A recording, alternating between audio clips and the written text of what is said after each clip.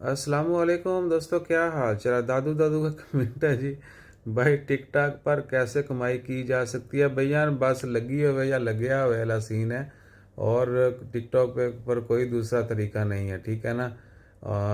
अच्छा, एक और चीज़ जो आजकल चल रही वो है लाइव। लोग लाइव बैठते हैं, उनको ये आते हैं, वो ऐ शेर मारते, घोड़ा मारते, ये करते, वो स्टिकर जो होते हैं ना, इमोजीज वगैरह।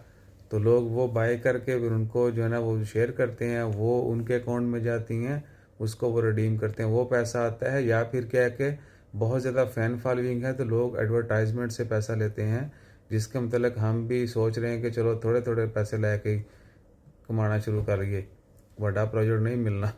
रुपये रुपये तो या शर्ट तो आटे दाल चीनी तो शुरू करना पैना है। ये सीन है और कोई सीन नहीं है। टिकटॉक अपनी तरफ से कोई पैसा नहीं देता, वो लोगों ने लगाने, वो आप